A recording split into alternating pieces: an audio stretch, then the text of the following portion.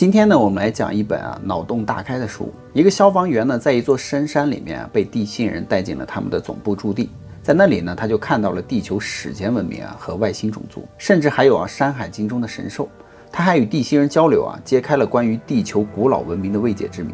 那么这本书的名字呢，就叫《地心人的传话》。以下的故事呢，非常玄幻，大家理性观看。Hello， 大家好，我是宇哥。Hello， 大家好，我是小唐。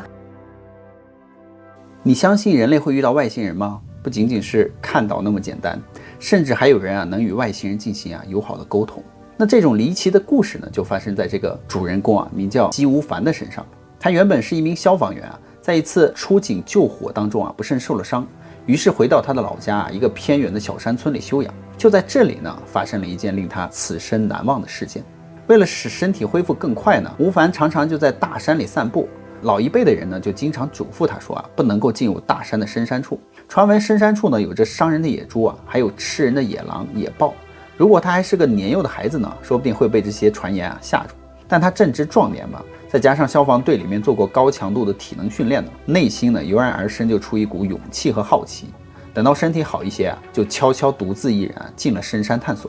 刚一开始呢，正常没有什么异样。再往里走呢，突然之间无烦就听到了大山更深处呢传来了类似于婴儿的哭啼声。消防员的本能就让他觉得马上想去救人，可是走了几步才反应过来这可是荒无人烟的深山怎么可能有婴儿的哭声呢？讲到这儿呢，他就背后渗出了冷汗，但是尽量的把脚步放轻蹑手蹑脚的就往声音的来源处走去了。随着持续的深入呢，他就发现周围的树林呢逐渐的就减少，全是密密的杂草，快到他的胸口了都。就在这时呢，前面出现了3棵紧挨着的巨树。这个无烦就趴下去尽量不发出动静，小心翼翼地拨开杂草，往大树后望去。眼前看到的景象呢，几乎让他惊叫起来，因为有一只怪兽呢正在啃食一头野猪的尸体，而这个怪兽长得呢像雕，张开双翅呢有2米长，高约1.2米，头上呢长着弯曲的双角，除了双翅覆盖着羽毛呢，其他部位几乎都是鳞片。突然之间怪雕大叫起来那声音正是他听到的类似于婴儿的哭声。而姬无烦内心呢是又害怕又激动，如果这换了任何一个人看到这种奇异的生物肯定会吃惊的嘛。于是他就试着用手机拍照识别，显示的内容简直让他不敢相信自己的眼睛。手机上显示古雕，又称转雕，是一种似鸟非鸟的凶兽，样子呢像雕，头上长角，但叫声是婴儿哭啼声，是中国古代神话传说中的一种怪兽。最早呢是记录于山海经之中。那么在荒山野岭之中发现了山海经中的怪物这已经足够离奇了。更让他震惊的还在后面。只见这个怪雕左边不远处出现了2个不同寻常的怪物，也不知道是什么时候出现在那里的，正直的就盯着这个无烦因为第一个长得有点类人形，身体和身高都和人类差不多，不同的是呢，它皮肤是金黄色的，长着一对像老鼠一样的耳朵，没有绒毛，五官的形状呢和人类有点区别，但差别并不大。不同的是对方的五官十分的精致，像是设计师精心设计出来的。最让人惊讶的是他的额头上长着第3只眼，是一只蓝色的树眼，像宝石一样。此时呢，这个神秘的3眼怪人正对着这个无烦微笑，看起来并没有什么恶意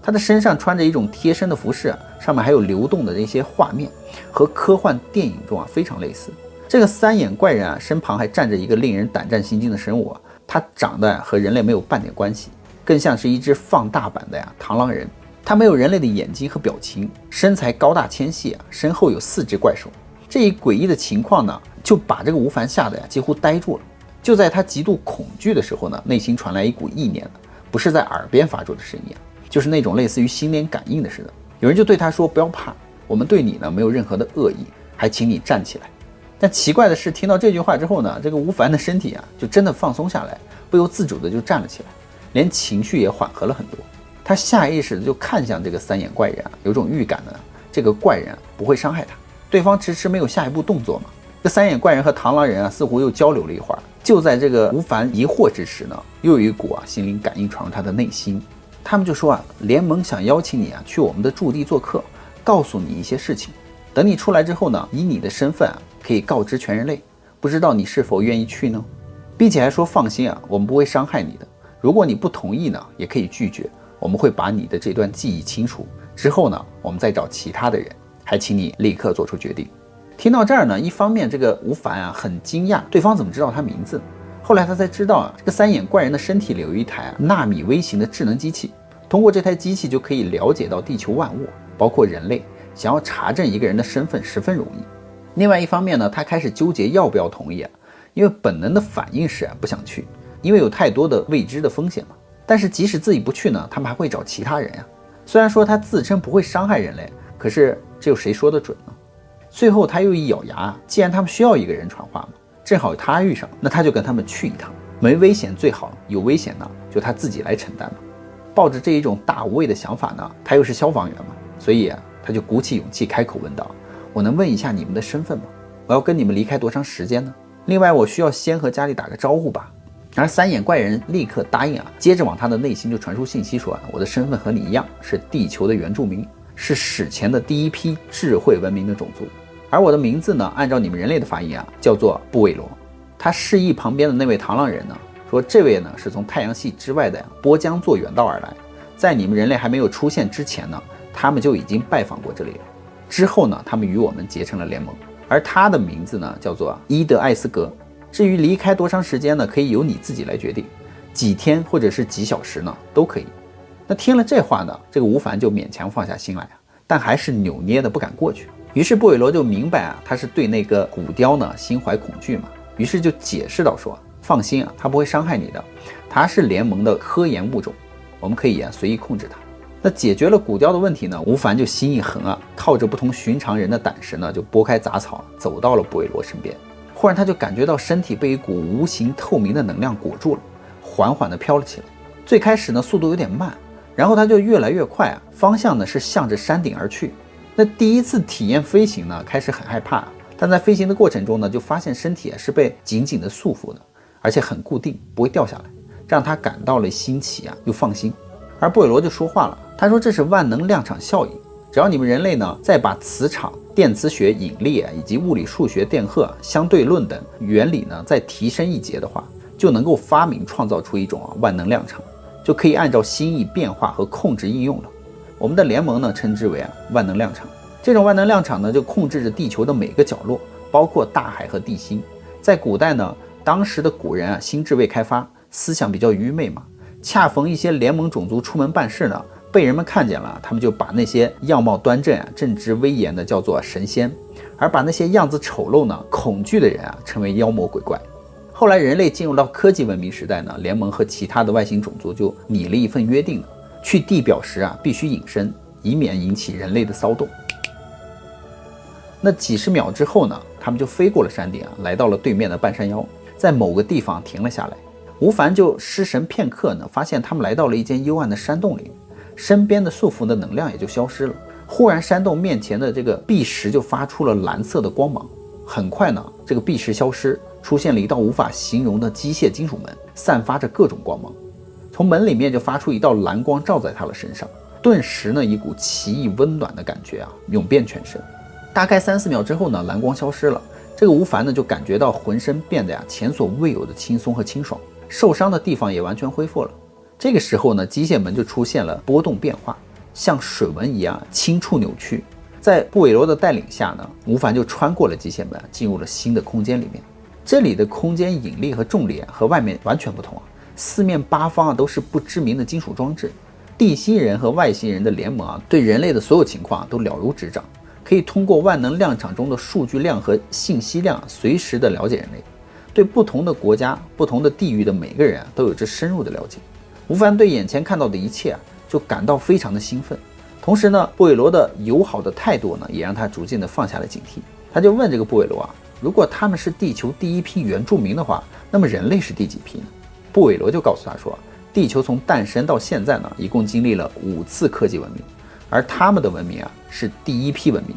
按照人类的天文时间推算的话，大约是29亿年前，称作3次妖文明。那后来呢，因为战争文明被摧毁了，只留下了种族基因在战舰里存活和延续。接着呢，到第2、第3、第4批智慧种族科技文明也都毁灭了。而每一个大文明之间的时间的差距呢都很长。不过第4批大文明和人类相距的时间就很近了，只有1万多年，并且这2个最聪明的智慧种族的样貌也很相似。而这个与人类最接近的文明呢，它就是亚特兰蒂斯文明。说着说着呢，两个人来到了一台发光的仪器面前里面有五颜六色的光芒浑然一体，看着呢很神秘。而吴凡不由得就想到小时候玩的那种游戏里面的那种传送阵嘛，可以把物体传送到另一个地方。没有想到还真是如此这台仪器确实是一个时空发射器。控制时空发射器的源头呢是万能量场和智能超级计算机负责的。进入时空发射器里面呢，吴凡就发现这里面跟周围的空间差不多，没有想象中的这个光线刺眼的场景，只感觉到身体一晃呢，眼睛短暂的失聪1秒，就已经来到了一个新的地方。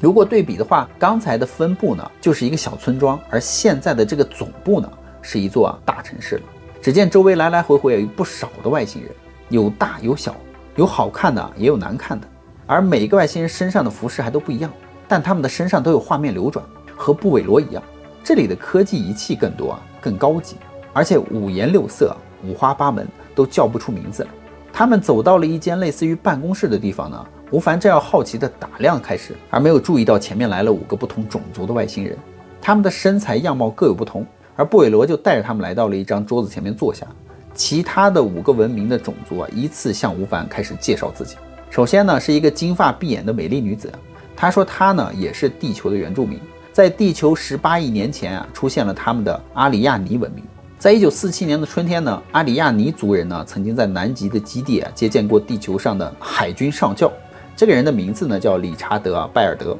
当时阿里亚尼族人呢想让他传话给人类领袖，不要使用核武器引发战争，否则呢最后不仅会毁灭人类还会污染地球。于是这个少将呢立刻向当局汇报了这一奇遇。第二个介绍自己的是恐怖的蜥蜴人全身都是绿皮肤和鳞片。他的种族呢属于地球第3代文明是在恐龙时期进化发展成的智慧种族，是一些非常聪明而演化出智慧的恐龙发展出来的文明，简称为西亚哲多瓦文明。后来因为发生了战争呢，这个种族的人就回归到地底生活，直到现在。吴凡看到这里就不禁的感叹人类的诞生到现在才200多万年就已经有了这样的科技文明，而恐龙在地球存在了3亿年呢，确实很有可能发展出文明的可能性。接下来呢是一名英俊的男子呢，他就介绍自己呢是来自于亚特兰蒂斯，是距离人类最近的文明。当年呢很多残留的文明遗迹呢都在地表保留呢，被人类整理编注。即使是现在呢很多地球人呢都愿意相信他们的存在，但碍于联盟的规则呢，双方不能相见嘛。等到人类的精神思想和科技发展呢到达联盟认可的程度的时候呢，才能相见。而第4个介绍的呢是一个紫皮肤的外星人，头长得像山羊，他来自于猎户星座的智慧文明种族。猎户座的星域里面达到初级文明的种族数量不多，而每个种族的体貌和想法都不同，并不是猎户座的所有的初级文明都能够加入联盟。这也是联盟需要一个人类传话的原因，因为人类的思想至少需要提升一个境界，而抛弃自私、权欲、掠夺的这种负面思想，变得光明正大了，不背后算计了，有热爱科技和探索精神了，联盟呢才会考虑将人类加入其中。那么这次联盟选择一个代言人给人类传话的话，要求就是思想正直、善良、勇敢。那么这些呢，吴凡呢都基本符合，又凑巧遇见了布韦罗，所以他才会见到这一切。最后介绍自己的是一个女孩子长得5、6分像人类，只是背后呢有类似于空虫的这个翅膀在发光，头顶上有对触角也有光芒。他就介绍自己呢是来自于卯宿星座的文明种族。他说华夏的古人很早就发现了卯宿星座的规律，将其归类为28星宿之一。卯宿星座的星空和猎户星座一样有很多行星存在着不同的生命，其中呢超人类文明就有6个种族。因为它的种族呢有类似于空虫的这种形象特征呢，因此它也被西方的古人呢叫做天鹅人。包括布韦罗在内的这个6种与吴凡的这次会面是想说明一点，就是人类真正的专家和智者可能通过考古遗迹呢已经发现证实了外星人和远古文明的存在了，但人类的高层呢不愿意去承认这些文明的存在，反而呢找各种证据极力掩饰。因为人性的自私嘛，他们是担心呢外星文明呢比自己更先进嘛，长时间的下去呢会潜移默化的取代人类，反客为主嘛。而联盟的工作呢是学习、创新、发明、提升文明等级，然后呢再去更广阔的宇宙探索发现。如果人类不重视联盟的传话，最后的结局呢只能是自我毁灭。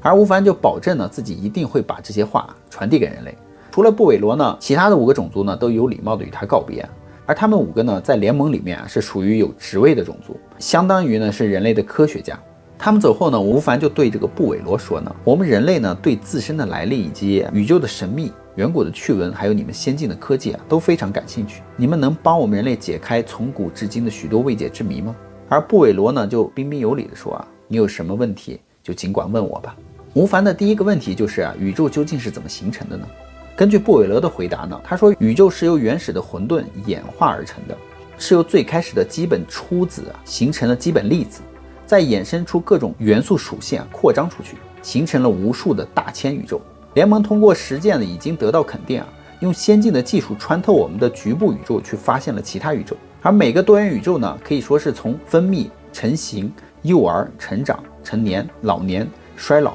到毁灭，周而复始的一个过程。也可以把宇宙比喻成一个从出生到死亡的生命。衰老期的宇宙呢，如果碰到了某种物质呢，可以重新焕发生机，不过几率呢小到可以忽略不计。但即便升级成功了，也会有寿终正寝的一天呀。自然诞生的宇宙没有任何物质可以永垂不朽。吴凡就点点头原来宇宙也有生老病死，跟生命一样，只是时间的长短而已。宇宙都有毁灭，现在的很多人却为了长寿在不择手段。他就说做人呢还是顺其自然的好。他继续追问那不同的宇宙有等级吗？得到的答案是肯定的。多元宇宙和人类一样有着3、6、9等，只是宇宙有多少个质量等级最高等级是什么还没有人知道。因为宇宙空间无限大嘛，等级呢也可以无限提升。而科技文明的发展的程度呢越高探索的等级就越深。当多元宇宙的智慧文明科技水平到达一定程度的时候都会发现这个秘密。只要是有着好奇心的智慧文明呢，都会在宇宙的其他空间里游历。不仅如此呢，还有来过地球的多元宇宙的客人，比如说道教文明、佛宗文明，只是呢以人类的科技呢还无法感应嘛。布韦罗最后介绍的这2点差点让纪无凡跳起来。因为我国流传已久的这个佛道两教的文化，竟然是来自于多元宇宙文明吗？在他的心目中，道教是土生土长发展出来的呀。而佛教呢，从古印度传过来的呀，怎么会跟多元宇宙挂上钩呢？那这其中到底是怎么回事呢？地心人布韦罗还会给吴凡讲述什么不可思议的文明奥秘呢？让我们下集再见吧。那么好了，故事呢，宇哥也就讲完了。好啦，我们今天视频就到这。大家还喜欢我们这一期做的节目吗？喜欢的话，请留言、点赞加转发支持我们的视频哦。我们会在每期节目最后下方留言当中选出一个我最喜欢的留言来进行宠粉活动。宠粉活动的礼品呢，就是宇哥之前讲过的一些书籍，还有小糖抱过的娃娃，所以请大家多多留言哦。那我们下期节目再见吧，拜拜。